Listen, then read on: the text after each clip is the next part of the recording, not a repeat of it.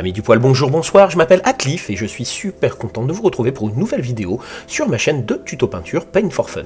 Une nouvelle vidéo en fait où on va peindre des Putrid Blight King de la Spearhead Magotkin of Nurg. J'avance toujours à la méthode Slapshot. Là, on reprend les figurines que j'avais préparées avec vous sous couche Gressir uniquement avec un brossage très léger de Razebone histoire de marquer un petit peu les contrastes, et donc on va travailler en méthode Slapshot, donc en utilisant uniquement les peintures Citadel Contrast. Je vous rappelle que le but de mes vidéos n'est pas de vous faire des tutos pour gagner des prix peinture, je n'ai ni le temps, ni la patience, ni le niveau, encore une fois.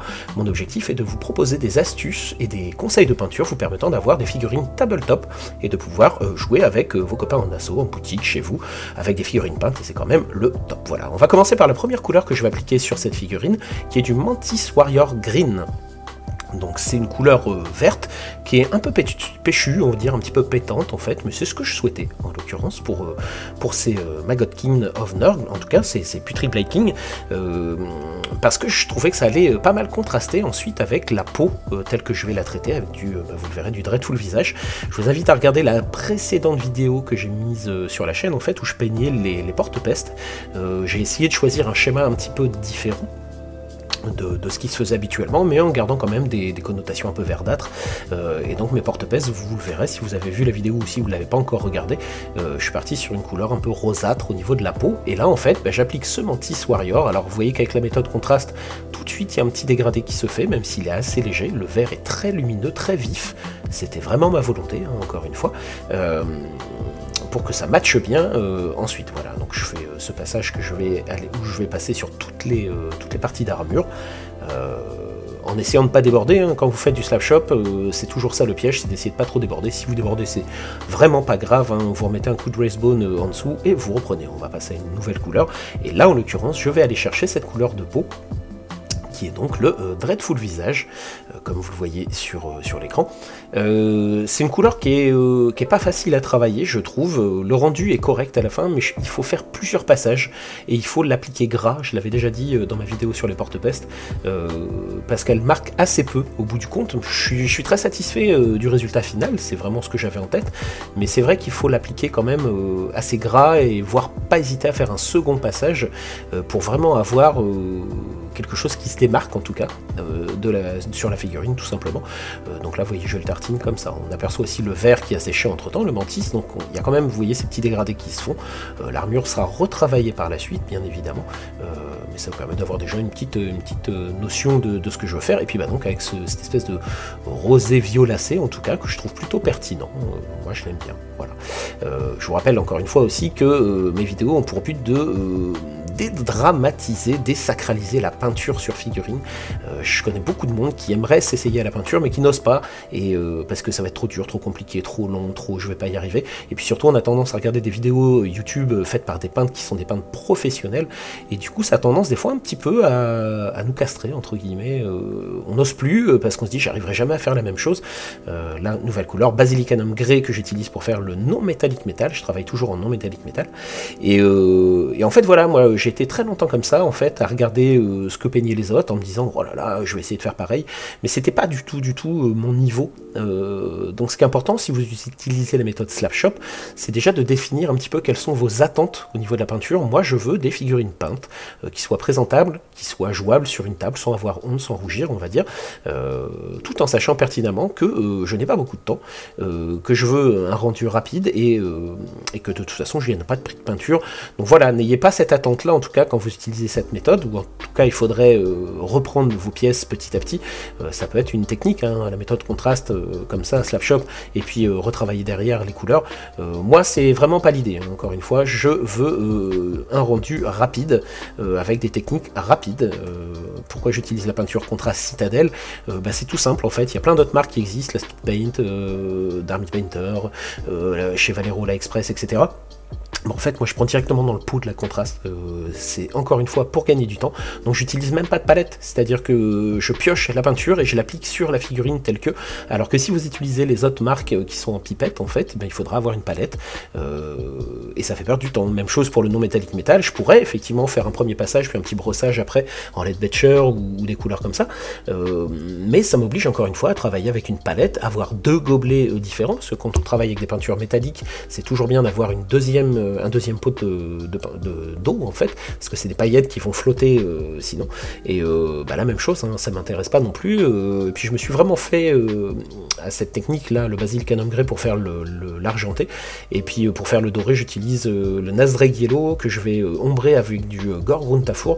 Je l'utilise pas sur cette vidéo là, ou en tout cas pas, je l'ai pas filmé, mais je trouve que le rendu est cohérent en tout cas avec la méthode Slapshop que j'essaye de mettre en avant.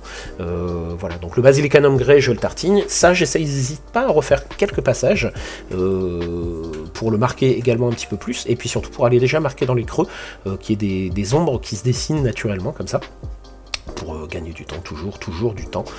Voilà, donc le rendu où nous en sommes. Vous voyez que la peau elle est marquée, mais pas énormément, je la reprends par la suite, mais je le filme pas.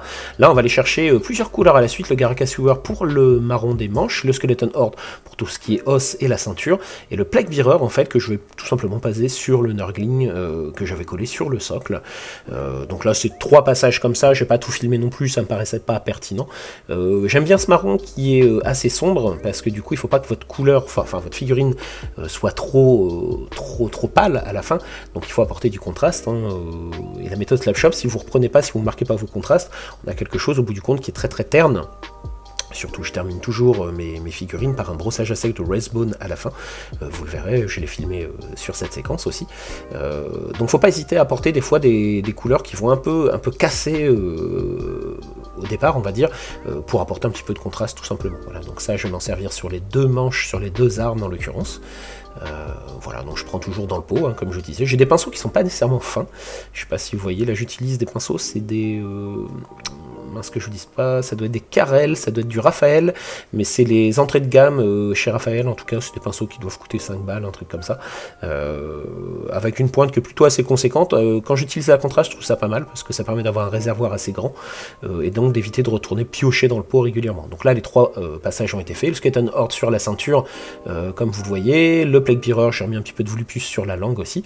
Croxigor Scale, c'est ce que j'utilisais pour faire le socle, comme je l'expliquais dans ma vidéo avec les porte-pèces. Je voulais pas des socles classiques, nature, petite maison dans la prairie, sur les champs de bataille, on va dire. Donc je voulais quelque chose un peu fantastique. C'est des démons, ils viennent du Warp, on sait pas trop ce qui se passe par là. Et je voulais une couleur qui, d'une part, mettre en valeur la figurine, toujours important quand vous choisissez votre socle. Le socle ne doit pas attirer l'œil plus que nécessaire, il doit mettre en valeur votre figurine, donc pensez-y tout le temps.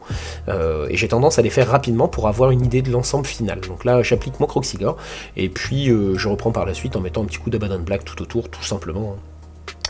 Ça sera repris.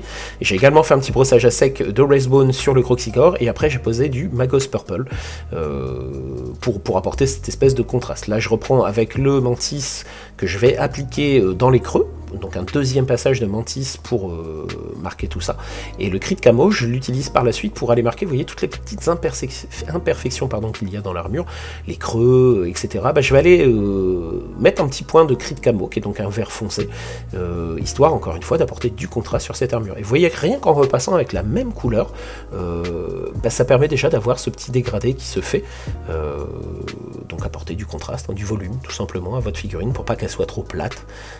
Voilà, donc ça je l'applique sur les parties basses essentiellement, et j'essaye de garder les parties qui captent la lumière le plus lumineux possible en tout cas. Donc voilà, donc permet d'appliquer un petit peu comme ça. Et donc ouais, le cri de camo après, les petits points que j'applique, mais je crois pas que j'ai filmé cette séquence. Après c'est juste ne pas déborder, et au pire du pire, si vous débordez, vous tartinez autour. On fait du nurgle, mais c'est pas pour autant qu'il faut faire du crade, hein. On peut faire du nurgle cohérent, on va dire, assez propre. Voilà ce que ça donne là où j'en suis. Donc on a, vous voyez, cette espèce de relief qui texture en tout cas l'armure, et là maintenant je vais travailler avec des pigments. Alors je pourrais le faire à la contraste aussi, hein. J'utilise souvent le Magmadros Flame qui est intéressant, mais là j'avais du pigment que j'aime beaucoup pratiquer, utiliser aussi. Donc avec un vieux pinceau complètement défoncé, et là pour le coup une palette, je vais poser mon pigment, une espèce de poudre comme ça, et après j'ai du pigment binder. On n'est pas obligé de le faire avec, mais moi j'aime bien parce que je verniffe pas mes figurines nécessairement.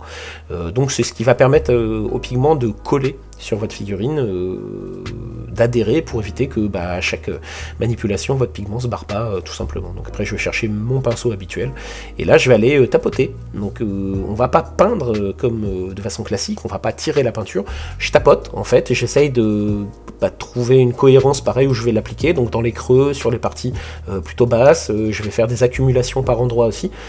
C'est pas très compliqué, il faut juste essayer d'être cohérent là où vous allez placer votre rouille. Vous voyez là j'ai une petite accumulation là où il y avait des où la hache me paraissait vraiment abîmée en tout cas. Voilà, de ce côté également. Et donc en séchant, vous verrez par la suite en tout cas, ça donne un aspect un petit peu rouille, et c'est ce que je voulais aussi. Ça donne une teinte un petit peu rouge-orange, et encore une fois avec le vert et la peau qui est un peu rose-violette, enfin rose gris-violette on va dire, ça va amener un petit peu de peps à tout ça. J'en mets également sur les côtes de mailles. Voilà. Et puis je vais aussi par la suite aller en poser en étant le plus précis possible sur tous les petits impacts de l'armure. Donc là, je garde toujours le même pinceau, hein, vous voyez la pointe qui est quand même assez épaisse. Alors je repasse, en fait à partir du moment où ça sèche, ça change, c'est-à-dire que le premier passage que vous allez faire va vous donner une impression, ouais ça va, c'est bien, pas bien, et en fait en séchant ça se résorbe, ça se rétracte un petit peu, et ça change un peu, et là je vais aller tapoter encore une fois partout où il y a ces petits trous, c'est l'armure qui s'est corrodée, qui rouille un petit peu, ça fait des coulures, j'essaye de faire des coulures, des choses comme ça, je le reprends si je vois que je déborde aussi, mais ce qui est intéressant en tout cas dans l'approche, c'est que ça donne aussi du contraste en fait sur votre pièce, et ça c'est pas mal, ça donne du relief, ça donne du volume, c'est cohérent avec la pièce encore une fois parce que c'est du Nurgle, hein, voilà. Alors je tapote un peu, je retire si j'en ai mis trop, je reprends, voilà, encore une fois c'est quelque chose qui est pas très précis, faut juste essayer de pas déborder n'importe comment, faut pas en mettre trop non plus, c'est comme les gens qui ont tendance à mettre un petit peu trop du sang sur les figurines, faut que ça soit discret, je trouve, j'aime pas trop quand c'est trop marqué en tout cas. Voilà, donc là hop, ça me paraît suffisant et je passe à la suite. Vous voyez quand ça sèche, on voit très bien la texture maintenant sur mon armure avec le dégradé qui a été fait, c'est juste plusieurs passages de la même couleur, et donc sur les armes qui sont un peu marquées là comme ça, mais c'est ce que je voulais, donc je suis pas surpris, pas déçu en tout cas, voilà. Donc là on va procéder maintenant à ce fameux brossage à sec que je fais à la fin de chaque session Slapshot, et j'utilise du Wraithbone toujours. Je prends un pinceau de brossage en fait, un pinceau Slapshot, et vous voyez je vais être très léger en faisant des petits ronds, c'est toujours mieux, toujours en zénithal, donc en partant du haut vers le bas si possible. Je vais passer dans un premier temps sur toutes les parties métalliques, et vous voyez que ça permet au niveau des armes en tout cas d'apporter un petit peu de lumière, et donc la rouille va encore plus contrasté, et encore une fois c'est ce que je souhaitais, mais je vais également aussi brosser, pas que les armures en l'occurrence, donc là je retourne chercher de la peinture, que je suis sur un sopalin toujours, je vais aller après brosser la ceinture que j'avais faite en Skeleton Horde au tout départ, la côte de maille bien évidemment, là, hop, voilà, un petit passage comme ça, et puis je vais aussi aller sur l'armure, et là il faut être par contre assez précis, parce que l'idée c'est pas de faire des traits blancs sur l'armure verte, ça va pas faire très joli, donc je vais aller poser en fait mes brossages sur les parties hautes, vous voyez, comme je fais ici, encore une fois pour avoir une notion de lumière captée par le haut. Donc là c'est du Wraithbone sur un pinceau de brossage, pinceau rond, un peu pinceau de maquillage, essuyé sur du sopalin. L'idée c'est que je teste sur mon pouce à chaque fois pour voir s'il y a encore de la peinture. Tant qu'il y a de la peinture qui se met sur mon pouce, c'est qu'il y en a trop, et après je vais essayer de poser mes lumières de façon cohérente, vous voyez, là où je veux que ça attrape, en essayant de pas trop l'appuyer, parce que le brossage à sec ça peut faire un peu crayeux des fois, bon c'est pas très grave en soi, hein, ça passe. Je vous rappelle qu'on est sur du tabletop, voilà, donc ce brossage il est essentiel sur toutes les figurines que je fais en Slapshot, c'est ce qui permet justement d'apporter un petit peu de vie, un petit peu de peps à votre pièce pour éviter qu'elle soit trop terne, trop plate, voilà. Donc là je vais pas le pousser plus, je trouve que c'est assez cohérent, je reprends par endroit, voilà, mais sur le devant en tout cas je reprendrai pas plus que ça, le mieux est l'ennemi du bien comme on dit, hein, donc vaut mieux savoir s'arrêter, et passer à la suite, voilà. Donc je vous montre maintenant l'intégralité de l'unité, parce que j'ai filmé qu'une seule séquence, celle-ci en l'occurrence, enfin qu'une seule figurine, mais j'ai pas en parallèle toutes les figurines, donc à chaque fois que je faisais les armures, je faisais les armures sur l'ensemble de l'unité, et puis quand je faisais le métallique, même chose. Ça c'est aussi une astuce pour gagner du temps pour les peintres, quand vous faites de la peinture d'armée, quitte à sortir vos pots de peinture, à rincer vos pinceaux, autant optimiser les couleurs, voilà. Donc là, le porte-bannière, on retrouve les textures, alors là sur le doré, vous voyez, Nazrek Yellow, Gorgon Tafur, avec le petit brossage, et ça permet d'avoir un non métallique métal en doré que je trouve plutôt correct en tout cas, dans un temps assez rapide.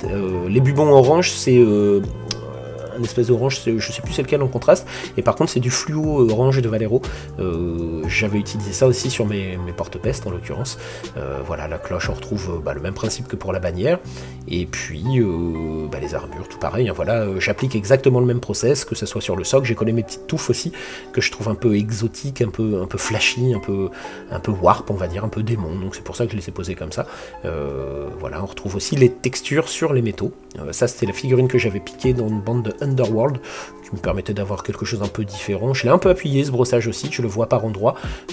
Sur l'arme ça va, mais sur l'armure notamment au niveau du casque peut-être un petit peu trop. Mais ça me va très très bien. Encore une fois, voilà. Si cette vidéo vous a plu comme d'habitude, je vous laisse mettre le petit pouce qui va bien. Et puis n'oubliez pas le petit dicton de la chaîne. On reste souple du pinceau, détendu du poil. On se met pas de pression, on est cool. Tout le monde peut y arriver maintenant. En attendant, je vous fais de gros bisous et je vous dis à très bientôt. Ciao.